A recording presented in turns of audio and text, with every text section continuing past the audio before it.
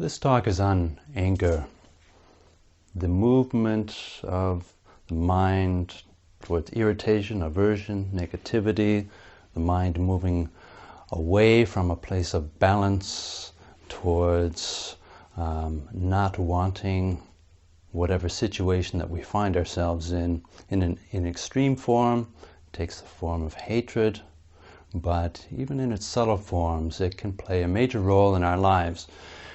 It's the feeling that comes up when we don't get what we want, when we're stuck with what we don't want, when we are maybe even afraid or worried about losing what we do have and what we love. I want to hold on to that. Anger is like water that's boiling. When water's cool and still, it's transparent. You can clearly see what's inside the water, what's in the bottom of the lake or the pool. But even if you have a pot of water, pure water, if it's boiling, then it loses the clarity. Our minds are like that. Or it's like a person for whom even honey tastes bitter. When anger comes into the mind, it just distorts our perceptions. So even beautiful things, even wonderful situations where we have a lot to be grateful for, it's still possible to experience a sense of bitterness just from anger being present. Now, anger arises from delusion. If we truly understood the way things are in accordance with reality, what would there be to be angry about? We just accept everything exactly the way it is. Life simply is the way it is. And if we react with anger, then we're just adding more stuff on top of it that doesn't need to be there. We're adding a reaction based on thoughts, based on perceptions. And those perceptions might be quite inaccurate. Misperceptions based on not seeing things clearly, not understanding life or reality just the way it is. So one of the most important things about anger is acceptance and understanding. The way things are, they are that way, just the way they are, and we have a choice. We can accept it and be at peace with it, or we can react to it with anger.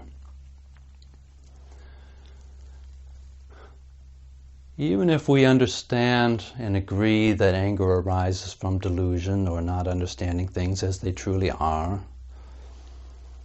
anger is a very deeply ingrained habit. In its intense forms or more subtle forms, it's a very deeply ingrained habit.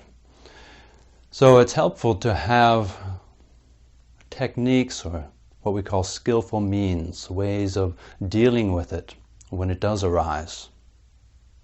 So the first thing, when we notice that the feeling of anger coming up, is to recognize it. Because if we're not clearly aware of what's happening in the present moment, then the anger can be there, and we're just lost in a story. And the anger can just perpetuate itself. The more we fuel the story, the more the anger continues on with its physical and mental drawbacks. So the first thing is to recognize, just through clear present moment awareness, okay, this emotion is arising. Try to catch it as soon as possible before it really gets up ahead of steam. Once we are aware, okay, there's anger arising, the next step is to actually accept it. Because anger is not one of those beautiful emotions that it's fun to be identified with. But a certain sense of integrity and honesty is important to say that, okay, I have to admit I am angry right now. And accept it without aversion. Because it's easy to get angry at ourselves for being angry if we think we shouldn't be angry. So it's important to be patient with ourselves, accepting, okay, anger has arisen. That's a normal part of most people's lives. That's where I am, that's what's happening right now. Anger has arisen. I can accept that. Because that then puts us in a place where we can find a way to let it go, to drop it, to calm it down. And there are many techniques that we can use for that. Some have to do with just being aware or perceiving in a particular way. Some have to do with investigation in a particular way. One of the most helpful things to do initially when anger starts to arise is to bring awareness to the body, the state of the body. Just notice how certain parts of the body tend to get tensed up when we're angry. Maybe in the shoulders, maybe in the gut, maybe in the neck, whatever, the back. Any part of the body that starts to get tensed up when we're angry, if we bring our awareness to it, it becomes much more obvious that the emotion of anger is painful, it's unpleasant. And then it's much more easy to let go. Another trick with the body is, if you're feeling angry, then go to a mirror. Go into your bedroom or the bathroom or wherever there's a mirror and have a look at yourself. See what you look like when you're angry. Furrowed brows, scowling. Is that really what you want to look like? Because our face tends to gradually mold around the emotions that we have often. So if we're often angry, then we tend to develop an angry looking face. So even if it's merely out of a sense of vanity, it's a good practice to learn how to let go of anger. Now the next thing to do is to bring the mind to awareness of the state of the mind itself.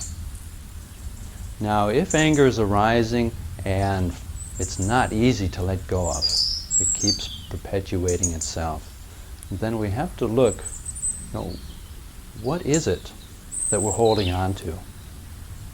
And beware of actually enjoying being angry. Because even if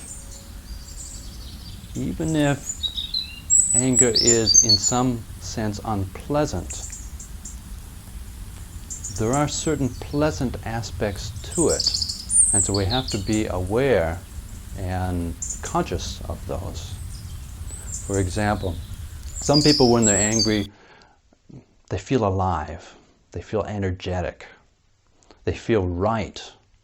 And if they're not angry, they can feel listless, pointless, purposeless, which is a horrible feeling. So at least if you're angry about a particular cause or opinion, then that feeling of self-righteousness can fuel a sense of meaning, even a distorted sense of meaning to life. So we have to be very careful about the reasons that we might want to hold on to anger or fuel it. If we feel that I'm right in a particular situation, I'm right and that other person or this situation is wrong, then that feeds this sense of self.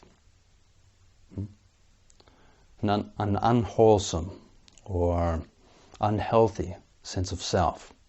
But still, a very strong sense of self, the feeling that I am right. And so it's good to question that and just be aware of this dynamic, because when we see that, then it's much easier to see the drawbacks of that way of relating to anger and be able to let it go.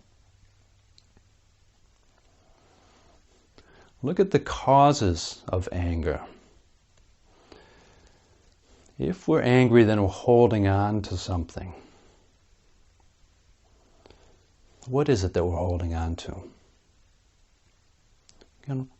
Trace the causes back. It's so easy to project blame outwards. Say, well, why are you angry? Well, it's because he did this, she did that, this situation is wrong. But the truth is, no one has the power to make us angry. No one can force us to be angry. That's a choice that we make. Or it's a very deeply ingrained habit. Someone pushes our button, and if we're not mindful, then we react like a robot. Push a button and we react in a particular way. But if we take responsibility for our own anger, then that is a major step. It's easy to find fault. It doesn't take a whole lot of intelligence to find fault with other people, with other situations. That's easy. What's difficult is the integrity to say that I'm angry not because of what someone else did or said, but because of my own reaction to this situation. But that gives us the opportunity to change. That gives us the opportunity to really go to the root of the issue. So why am I angry? What exactly is it that I'm holding on to? Someone else says something, it's merely sound. Why is it that it would make me angry? Someone else criticizes us. What is it that we're holding on to that would make us angry? Reputation, sense of self, what other people think about us. Where is the real source of pain? Ultimately, it's in our own heart. It comes back to what we're holding on to, what we hope for in our own heart, what we're afraid of losing in our own heart. And if those things are stimulated or threatened, then that can easily give rise to anger.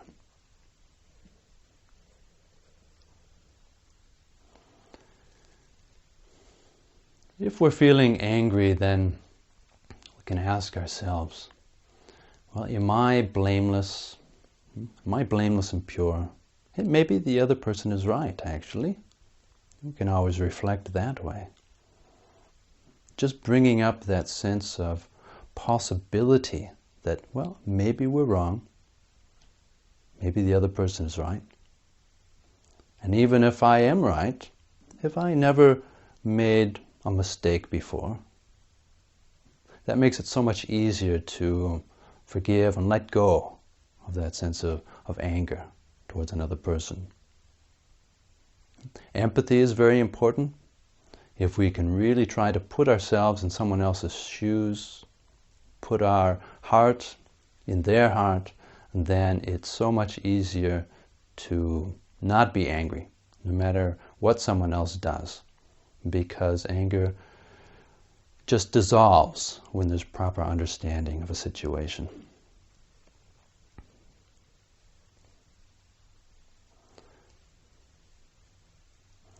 Reflect on what exactly is that we're angry at. Are we angry at someone else's person? What is it exactly? We're not angry at their body. Are we angry at their opinion? Are we angry at a perception of them that we hold in our own heart?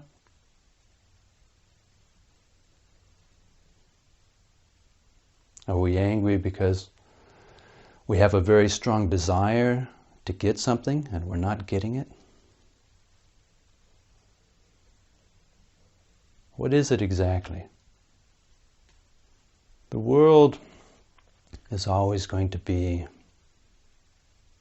imperfect in the sense of our own desires. If we're looking for a life or a world that is always going to please us, we're always going to be disappointed and frustrated and irritated and angry, because that's just not the way happiness is to be found. But the problem isn't with the world. The world, from its own perspective, is working perfectly. Even sometimes very tragic situations. Things arise from causes and conditions, natural or human or otherwise. Things are flowing along just as they naturally should. If we can make peace with that, if we can accept that, then we can live a much more peaceful life.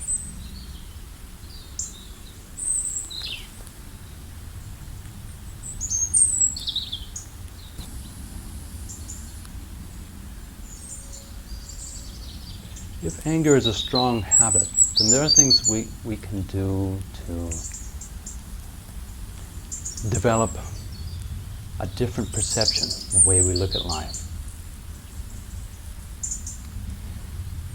It's common and easy to find fault in situations. And if that becomes an ingrained habit, then it's good to consciously go against it in the opposite way. Go into a situation, wherever we are, whoever we're with, and consciously look for what's good in the situation. Look for what's good in that person. Look for what's beautiful. Instead of finding faults, search for the strengths. And this gradually changes the way we perceive our surroundings. Really, most of the time, what we're living in is our own perceptions. Our own perceptions of what we're experiencing. So if we are able to have some wise input into those perceptions, we can create habits which will gradually undermine anger.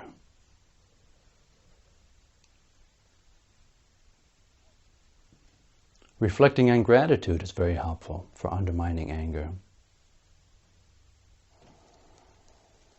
See all the good things that we do have, focusing on that.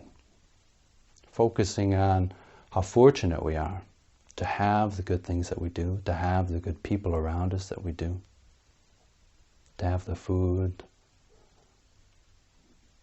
the peaceful situations, the shelter.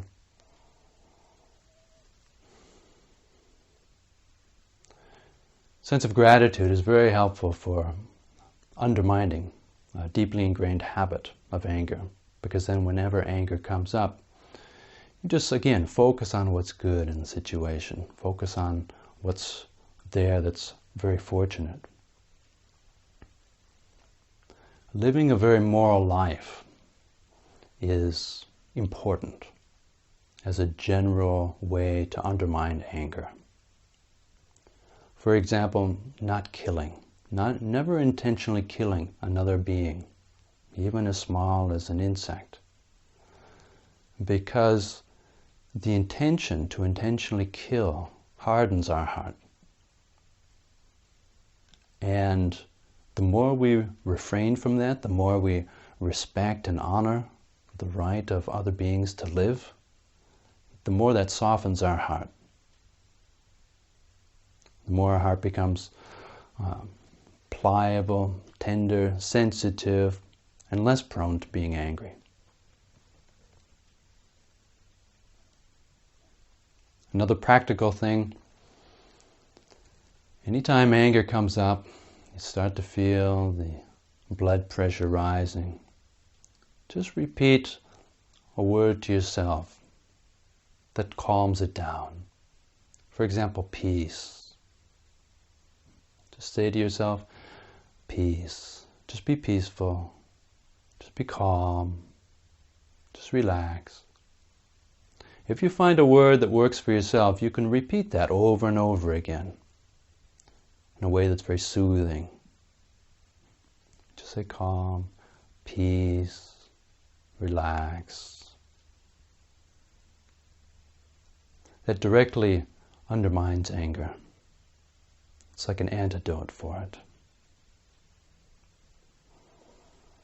If you find that anger has become full-blown, then be very careful what you say. because an angry mind is a deluded mind. It doesn't understand things clearly. And it's very easy to say things or do things that we might regret later on. It's very easy to say or do things that will harm other people.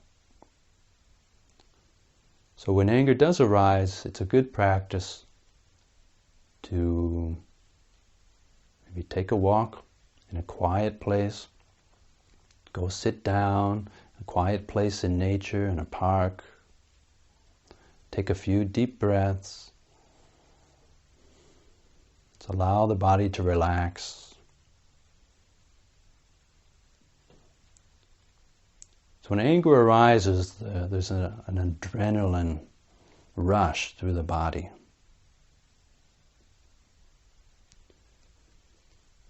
And it takes a few minutes at least, just to allow that to calm down. Allow the mind to settle down, be more clear and peaceful. We're much more likely to make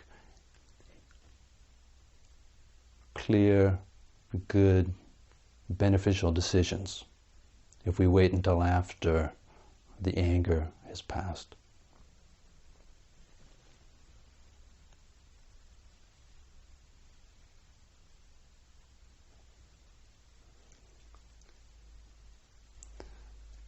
One of the general things that we can do to undermine anger is to practice smiling. We can practice smiling ourselves if you're just sitting quietly. Just have a gentle smile on your face. If you're driving, you just drive with a gentle smile on your face. Because there is a certain relationship between the muscles in our face and the moods that we have, a certain conditioned relationship. And that will tend to bring up more positive states of mind. Even if the smile seems a bit forced when we're angry, still that can be one thing to help to calm it down and soothe it. And if you have the ability to visualize, then try visualizing all the people in our lives, especially the people who we don't like, or the people who we might be irritated with. Visualize them smiling, beaming smile, because that changes our perception of them. And it helps us to live in a world which is then free from anger.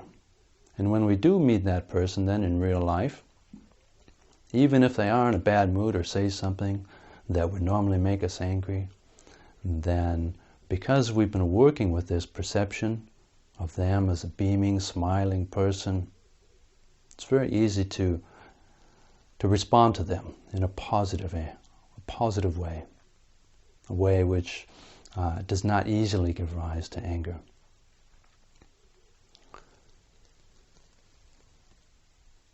And then not take life so seriously. It's good to be able just to laugh a bit at the silly things that we do and the silly things that other people say.